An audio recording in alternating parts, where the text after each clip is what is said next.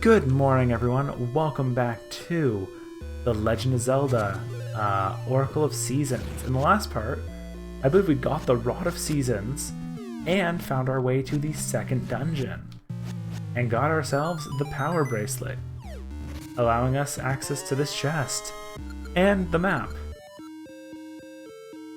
as well as, well, anything else that we need to lift in this game.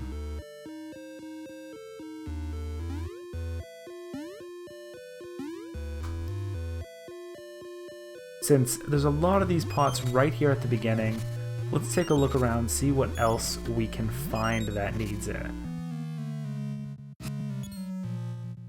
Still be careful about these blade traps. They are just as damaging as they were in the first dungeon, but, well, I mean, we lost to them in the first dungeon, so I can't say they were nothing.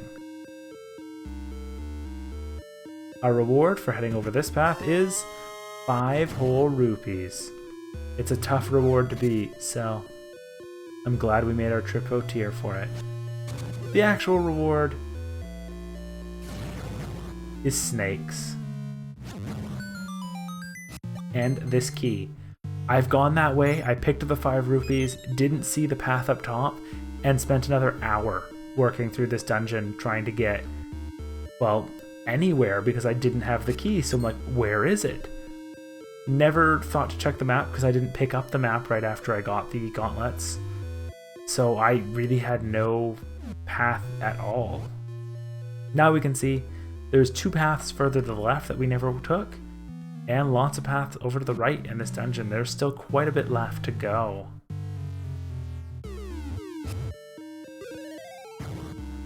So we're going to be exploring, seeing what we can find. And the block does not move right now until you kill all the enemies. Then the block slides fine. And we get the compass. Yeah, both the compass and the map were just slightly out of the way. Now if we take a look, you can see there's actually hidden items in 3 different spots in here. Since probably most of those are keys, we're not super worried.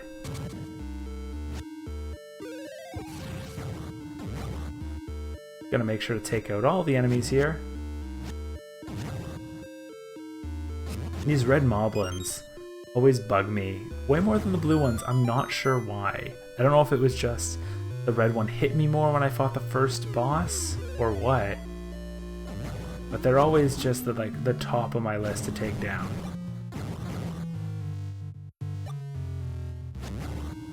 So once again, once all the enemies are down, you can shift the block. And we'll head back to the big blade trap room, now that we can do a little more here. Gotta make sure to keep ourselves with lots of space.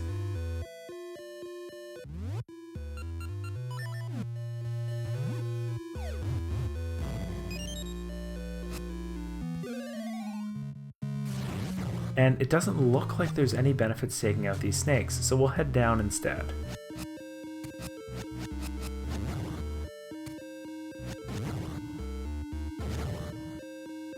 I never trust the bats, so go out of your way to take them down beforehand. As long as you're walking, those thwimps, which I'm going to call them that, will not be able to do too much to you. And use your bracelet to push these blue guys. Giving you access to all the stuff here. Like 10 rupees. I think that one was 10. I wasn't paying full attention.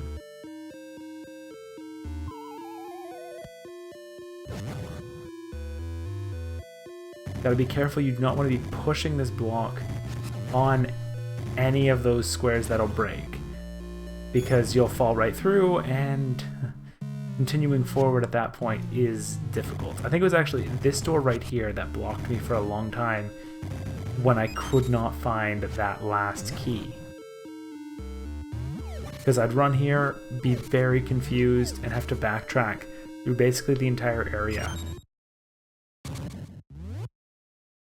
Gonna grab ourselves some bombs. We've seen this guy before. He is just as annoying in this one as he was in that one.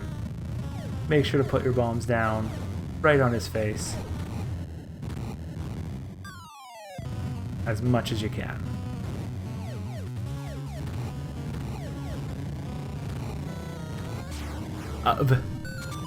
Apparently, we hit him while he wasn't visible. If you ran into bombs, I thought... Oh no, he spawns spiders, and that's how you get extra bombs if you need them. So...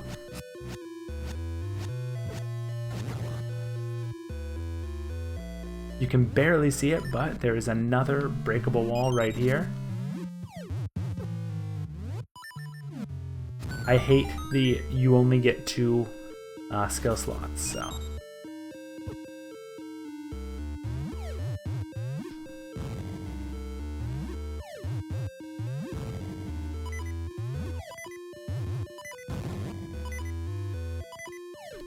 So, Pole's voice are weak to bombs. They're also weak to sound, however sound isn't going to do much in this one. So with all of them taken out, I think these only spawn bombs, but let's refill anyways. We are put at one of the main gimmicks of this one. You can turn left or you can turn right. Oh no. Oh no. Very, very low on health. Maybe we'll get lucky. Mystery Seed, what do you have to say? When the mouth opens, attack from within, then superhuman strength will prevail. Now, that makes no sense to me, but I'm sure it will be important later.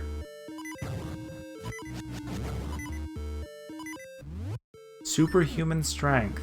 If only we had an item that gave us something like superhuman strength. Well, it's unfortunate we don't.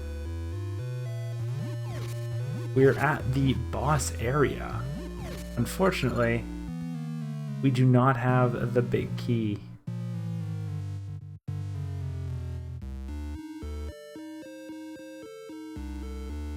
Let's head back over. And fortunately, I think these doors stay open. I'm not 100% certain on that, though. And we need another key. That is troublesome. We definitely do not have any more.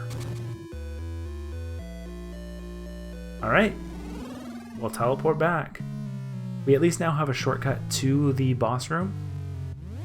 Let's take a look, see is there any path we could have taken that we did not. Yes. We go up once. Wait, what? Ah, that's why it's blank. Yeah, that's fine. We'll want to kill off all these guys so we can access the room we need.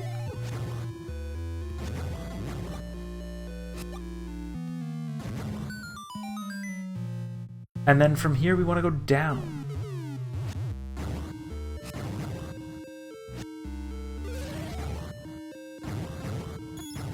Because with down...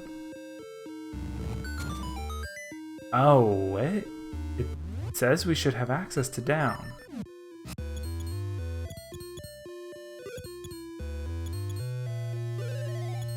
But none of these sound off. Oh, I'm off a room. Whoops. Alright, so we head right. Now we should have access to down.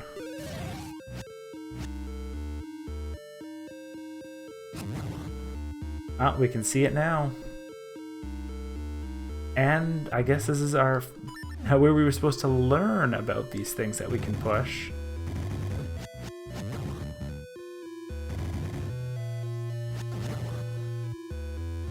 Because this one doesn't really have any downsides to it outside of they roll back, and they were gonna roll back regardless. So no item here though, but we get a Gasha seed and a path back down. This is the area I'm thinking it is. The hardest bomb challenge in this one. You need basically all 10 of your bombs. Because you are in a rush to get to that block right there in the center.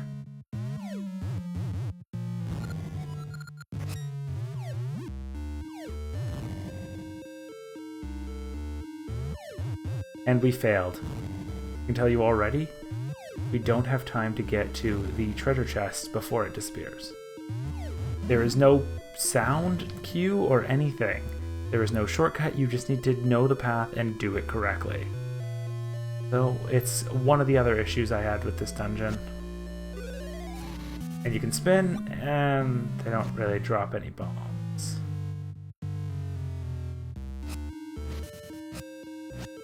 4 rupees, because you know why? They have this guy. Here's the deal, 10 bombs, 30 rupees. You can go back into the dungeon if you want, but he's a little quicker.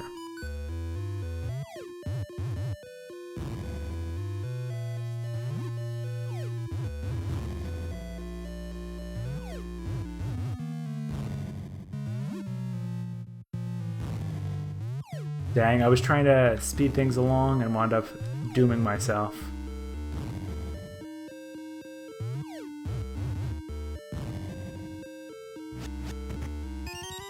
I was afraid we were about to miss it. We got the small key. Only took me 2 tries, so I'm okay with that. It's because we messed up the first path.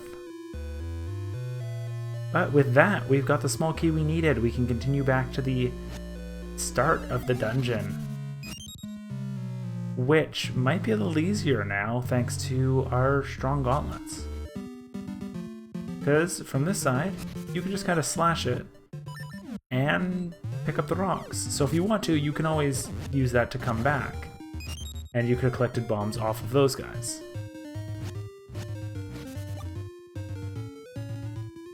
I always take advantage of it just so we can go and cut back to the front of the dungeon. A little easier to get back to where we were thanks to the teleport.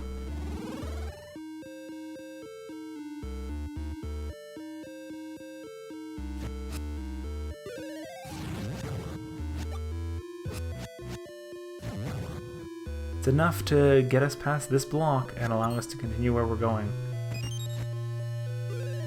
Which, I don't understand the physics behind a locked block, but clearly they're annoying.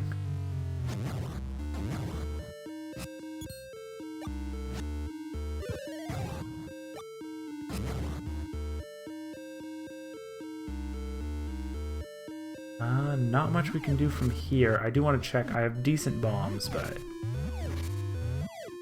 just because I know we had to use so many on that last puzzle, if we need them again, it's going to be more difficult.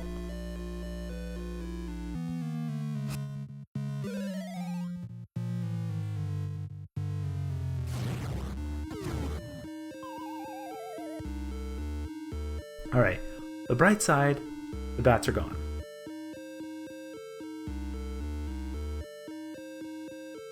And we made it up to this treasure chest, which is the boss key. Take a look. We can just head right to the boss now. There's no real reason to stick around longer. That path is just to change where we wind up. And I think it's better for us to just simply fight these pole voice again.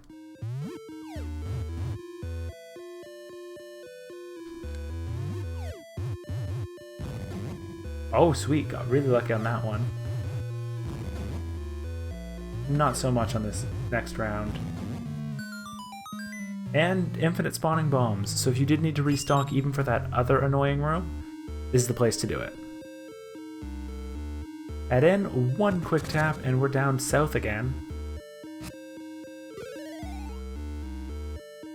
We can see the boss room. Let's take him on. Let's take him on. Full health. Power bracelet and bombs in hand.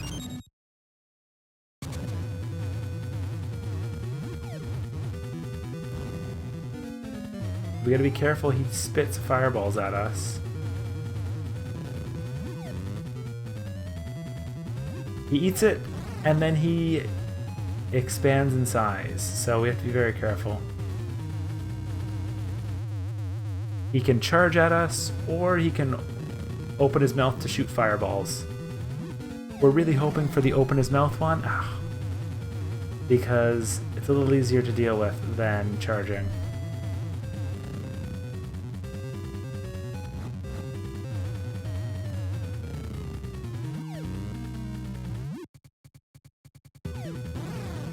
I believe over time he will break free even out of that enlarged state if you are holding him.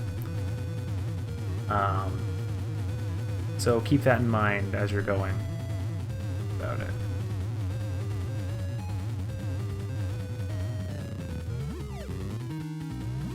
And that's it, just rinse and repeat, and the boss is down. Yeah, that quickly. Got a heart container, and our second essence of nature. You got the gift of time, an essence of nature. Seeds sprout as seasons change with the gift of time. So 2 dungeons down already. Clearly, we are already at a quarter of the game complete. What does the Maku Tree have to tell us today? Thank you. I too received part of the gift of time. Just dreamt of Spool Swamp out west. Something is afoot there, but I can see no more. On the bright side, we don't need to go to Subrosia this time, it sounds like. It is just head to Spool Swamp. So, I'll see you guys next time when we head there.